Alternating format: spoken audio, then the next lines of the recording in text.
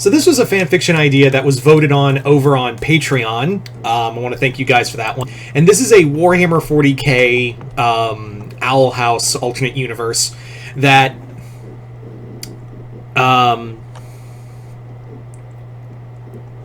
sorry, I lost my train of thought. Basically what it is like, I've asked on a poll, and if you guys want to be part of those future polls over on Patreon, as well as like Q&As and stuff like that, just hit the link below, head on over to Patreon, hit the third tier, that'll allow you, first tier, and that'll allow you access to do so. But yeah, the link is in the description box below, but yeah. So, this video, as you can see, was the winner of that poll. That was called Fire Warrior Luz. So as you can see right here, Luz Noceta, the Fire Warrior. So like I said, it's a Warhammer Owl House crossover that has Luz in the Tau Empire. Because honestly, when I really thought about it, I was like, Luz would be kind of perfect to be part of, like, she would totally buy in on the greater good, and like I couldn't really see her as anything else but fighting alongside the Tau. Yeah, so let's get into it. So the story actually begins. There's a few things. Is that this the story begins on this colony, in this colony world on the edge of the Imperium Eastern Front, and essentially what it is that her father was a guardsman who was like getting fed up because they had been fighting just waves upon waves of Tyranids, and they were losing more and more soldiers. And they basically were like, when is more help coming? It was like, well, you're fighting for the glory of the Imperium. He's yelling, you know, the Commissar is telling him that, and he's like, no, like, you know, these people, you know, how many more waves of Tyranids until we get, like, help from the Emperor's angels or something? And it got into an argument, and he said, you know, fuck the, you know, her father said, fuck the Emperor. The Commissar just executes him right in front of Luz, and Camilla like just bows her head as like glory to the Emperor, and the Commissar actually forces both of them to say that their father was a heretic, even though they didn't believe it. So that's kind of strike one. Then we come to a little further in the future, and Luz is like, it's about 3 years later, and the Imperium has fucked off from the colony. Like, they took off after fighting off the Tyranids, but someone else just decided to show up after the Tyranids and the Imperium decide to leave, and it's the Word Bearers. Yeah, the Word Bearers showed up on their world on a raid in order to get new slaves, I mean converts to their cause. So as the Chaos Marines were killing and pillaging and taking people left and right, what happened was, just as Luz and Camilla are like backed up in their house, and just as this big word bearer space marine just comes barging through the house, he gets blasted through the chest in the back, and who else has arrived but the Tau, specifically the Farsight Enclave. The Farsight Enclave arrives and fights off the word bearers, drives them out of the area, and Farsight actually like talks to them like, hey, you know, he talks to the survivors of this colony, and he's just like, hey, you know, your people abandoned you, and I'm sorry for that. This should have never happened to you, and I wish we had arrived sooner, you know, that way more of you would be saved. But now you guys have a choice. You can go back to the Imperium that hates you, or you can, you know, for the greater good, you can come and join us, the Tau. So that day, that colony, you know, basically we're like, yeah, we're gonna, you know, we're a part of the Empire now, of the Tau Empire now. So now we fast forward a few more years, and Luz was buying all it. Like in here, instead of Azura, who is her idol, in here she worships Commander Farsight. Like, she thinks she wants to be one day part of the Farsight Enclave, but for right now she's just a basic fire warrior. And she knows she's just a fire warrior, and most humans can't really go above and beyond, like above that rank. But she believes that she can get through hard work, but she doesn't really understand how the caste system works. But she's trying to be optimistic. But yeah, in here she's now a fire warrior, bringing the glory of the greater good to the galaxy, because she's seen the Imperium and the horrors of it, and saw how the Imperium treated them. Like, yeah, there is a moment, like, she's talking to some of the other human conscripts of the Tau, and she's just like, you know, my mom and I, after being forced to call our dad a heretic to keep ourselves alive, we prayed to the emperor, and we hoped he would bring us light, even though we just said, and guess what? Emperor never showed up. His angels never showed up. The only thing that showed up in terms of his angels were those monsters. So as far as I'm concerned, fuck the Imperium. I'm not part of the, I see it as I'm doing the right thing. So she's serving as one of the human conscripts, or Guivesa, as they're called among the Tau, and serving in the Tau Empire as a fire warrior. So she's been fighting on missions, she's been serving alongside other humans under Tau commanders, and she essentially has been like, yeah, I'm buying in on the whole greater good thing, and one day they'll recognize me and I can actually, like, maybe ascend to, like, joining, my idol, Commander Farsight. In fact, like, in her little locker that houses her armor, she has, like, instead of a thing of Azor, it's a thing of it's like a poster of Commander Farsight. And she's just like, the greatest Tau soldier of all time. I hope to be like him one day. So, but again, she's in the Tau society. She's kind of basically a second-class citizen. Still, she's still optimistic, and it's, for her, it's like, yeah, it's better than the Imperium. I saw what the Imperium had. So during one mission, they're headed out to another planet as a reconnaissance mission. For a new planet that could be a new viable home for, an expansion of the ever-expanding Tau Empire. And they haven't really detected any Tyranids or Orquas or things like that. All they've really seen is, like, there's nothing really here. Like, there's nothing really out there, and it's a nice little planet. So I say we get dibs before the Imperium or someone else comes and takes it. So Luz and her team are sent on reconnaissance missions to, like, test and see, like, hey, is this world viable enough for people to live on it, for colonies to live on it? So as they're looking around, that's when, out of nowhere, something comes out of the webway. It's a fucking craft world. And it's an Eldar craft world. And at first the Tau are, like, arming themselves, like, charging up, but then it's like, the commander on the ship's like, wait, they're Eldar. Maybe we'll talk. Like, we can talk to them. Like, and they're like, yeah, like how we could talk to the Drakari, right? Everyone remember that whole fiasco? No? But no, they're like, it's not Drakari, it's just Eldar. So let's just see what they want. They don't look like they're charging their weapons. Also, have you seen the size of that fucking ship? It's the size of one of our continents. How about we slow our roll? So the commander of the reconnaissance fleet, like, hails them and is like, hey, so, what you doing? What's going on? And the craft world is like, this is craft world Blight.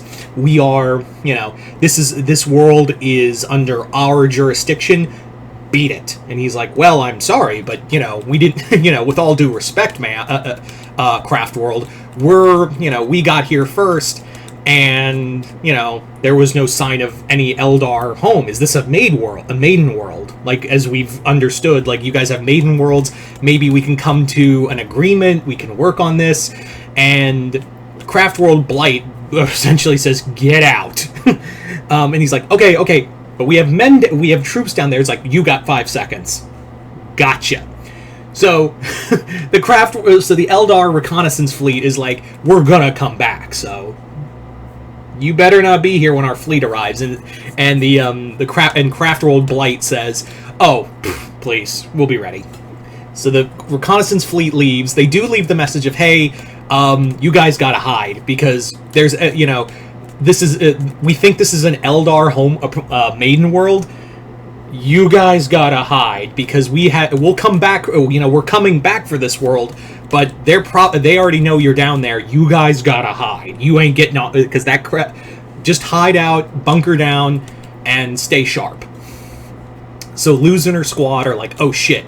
So the Eldar are already coming down, and at first, everyone's like, oh shit, it's Eldar. They've all heard the horror stories of meeting the Dark Eldar, and they've had some encounters, so to speak. The Tau and the Eldar have had encounters, and they've been amicable at best.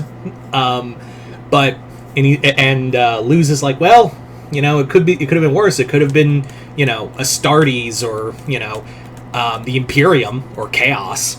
Maybe we can talk to them. Yeah, and they're like, sure, yeah. So they're all hiding out. Sure enough, there are, Eldar groups that are coming down, and they make an announcement like, we are of Craftworld Blight. You are, you guys, to anyone out here, surrender now. You will not be hurt. You'll be taken as prisoner. You will be taken as prisoners, and questions of what you fire on us, it's gonna be bad. Like, you don't want this smoke. They just straight up say, you don't want this smoke. And Luz and her squad are like listening to this, and as she's listening, she sees who's making these announcements. It's Amity and a squad of other Eldar soldiers, and even like a huge ass Wraith Guard are just towering over them. That Wraith Guard, by the way, is her father. It's Alador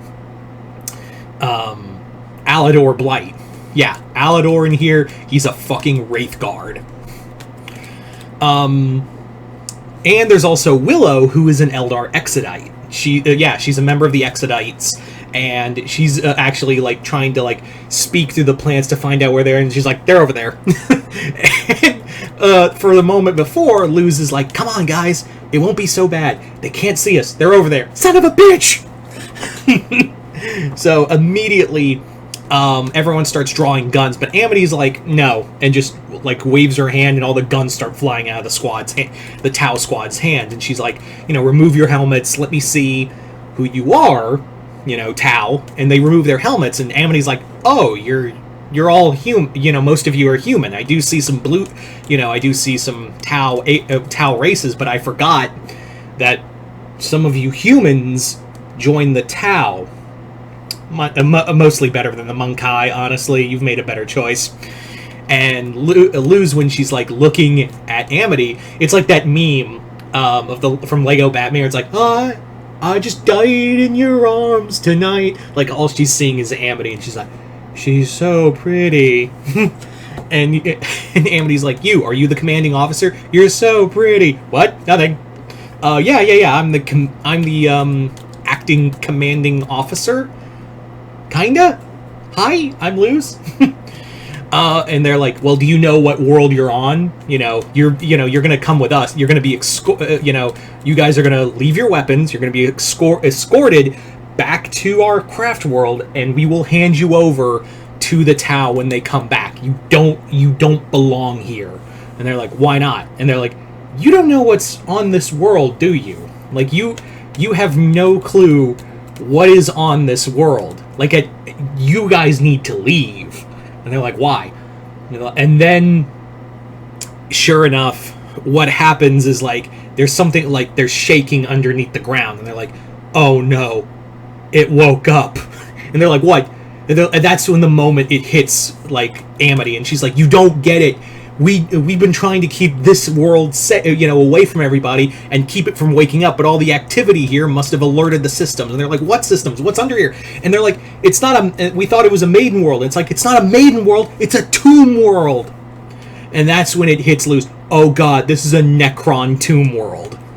So the Necrons are starting to wake up, and they basically in here, like, Amity explains that, like, the reason why specifically Craftworld Blight has been trying to keep everyone asleep, keep this tomb world away from everyone from waking up and activating, was that this dynasty was ruled over by a pharaoh named Belos. And Belos is a Necron in here, and Necron, Tomb World and the dynasty of Belos had a, shall we say, a fascinating war. They had their own private little war with the Eldar, in that he was kind of a religious nut job who, even though yes he did, he fought on the side of the other Necrons in the War of Heaven, he kind of had his own god complex. He had his own god complex that he himself, like, if we kill gods, are we not gods ourselves? We can be titans of, a new pantheon, my fellow Necrons and I. And the rest of the Necrons were like, get the fuck out of here!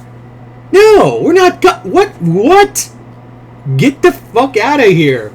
So he got banished during the War in Heaven, But in that time, he basically kind of pulled an Illuminor Caesaris, and Belos went on a holy war to purge Eldar, specifically the Clan Blight, where they were getting massacred back in the War in Heaven. It was the war ended.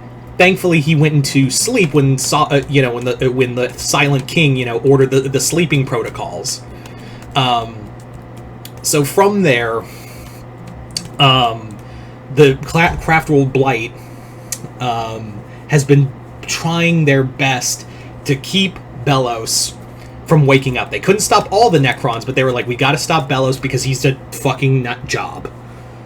So now, the Tau and Eldar, the minimal Tau and Eldar forces, because immediately what happens is that the Tomb World's defenses activate and start firing on the Craft World, forcing it to leave.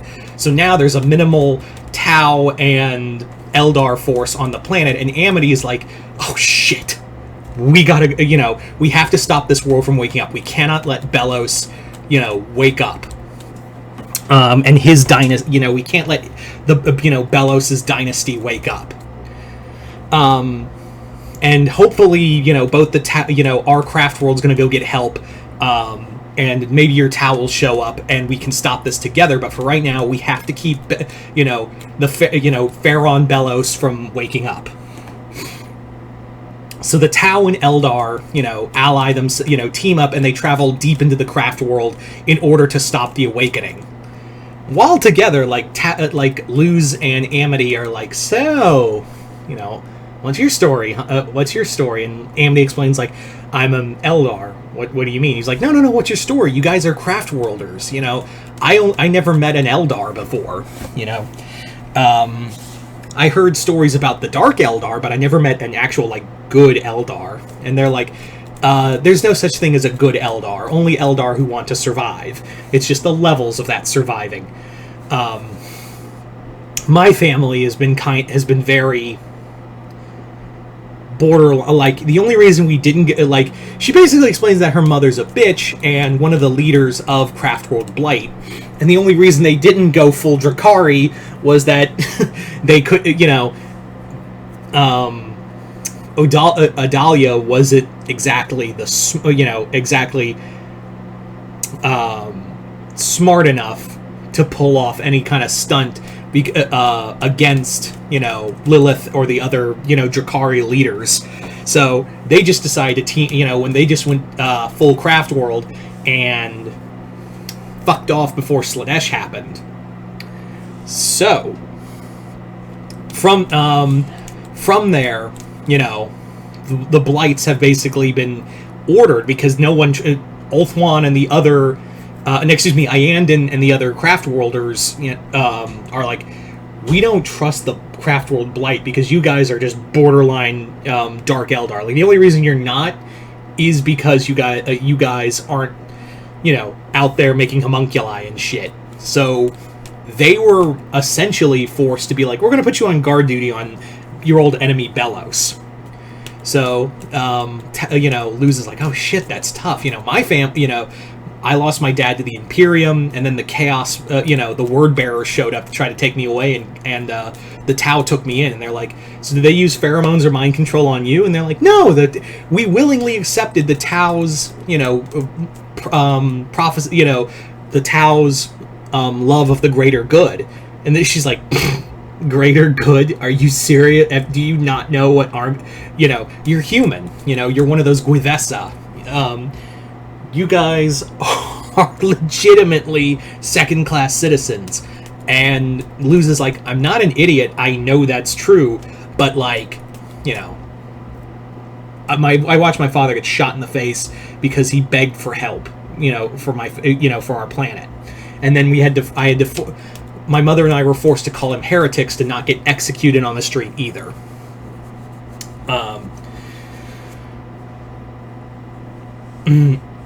Yeah. Sorry, I'm very tired. Anyway, so soon enough they do engage. The Eldar and Tau forces do start to engage with the ship's, with the planet's defenses. leading to them battling scarabs, a pair of Scorpec destroyers. They just have to fight their way until they find that, yeah, the Tomb World is waking up. They have to fight their way through Lichguard until eventually they meet Belos, who, like I said, he's a Pharaon, and he's already, like, all excited to see, like, that the world has, even gotten more chaos. Like, he's already put up sensors and stuff, and he's like, I can see it. Oh, I can see it. There's a new era for the Necrons. A new era to showcase that we are the true gods of this universe, and what better way to showcase that than with a holy war? And there's still Eldar and new creatures too. I look forward to subjugating you all.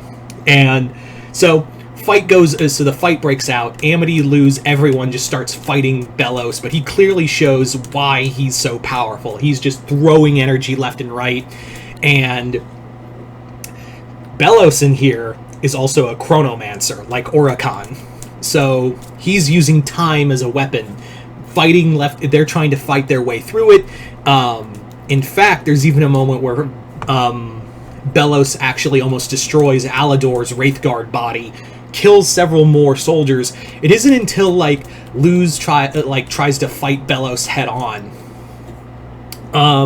And what happens is he uses time to show her father again, and he's like, you could stop this, I could open this point in time and save your father from the Imperium.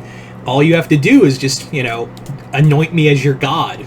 And she goes, anoint this, and just shoots him dead in the head, just busts off half of his face. By that point, as more Necrons are waking up, that's when the Tau and Craft World Blight show back up and just start bombarding the Tomb World. At this point, the planet's outer defenses are trying to fight them off. Amity and the others get out of there. They get back to their ships and escape back to their respective worlds. And Belos is just left as the temple crumbles in on him. So, yeah. By the end of it, the Tau and Eldar are like, are we cool? Yeah, are we cool? We cool? We're cool, right? Alright. We didn't want this world anyway. It sucks. No, it's not because they are in the Necrons. Nah, we didn't want it. So they part ways, but Amity is like, I hope to see you again, Guivesa. And she's like, just call me Blueface. Oh my god. It's such a... hearing it so many times, it feels a little derogatory. But Amity does say, you showed a lot of heart for a human, and I have seen and fought, humans before. She's like, I've seen and fought humans before. And you do have a lot of their talent, of the guardsmen. You're very much like a lot of the guardsmen where, they fight for what they believe in. But that changes for you. You're fighting for family. You're fighting, and Luz says the greater good. And Amity's like, sure, okay, yeah. And she's like, I'll tell you what. I'll keep next time my family's out of the webway. Maybe another joint mission. Maybe strengthen ties between Eldar and Tau. It wouldn't hurt. We could have a exchange program, just no homunculus this time. And Luz is like, yes. Yeah. And that's how the story ends. So there you go, guys. That is pretty much Fire Warrior Luz, or however the hell I'm going to name this story. Yeah, I want to thank everyone who voted on this poll. I was very excited that this one won. And you guys tell me in the comments below, what did you guys think of this story? Did you guys like it, hate it? Comment below, let me know. Other than that, hope you all enjoyed this. I'm Mr. Multiverse. I'll see you next time in the Multiverse.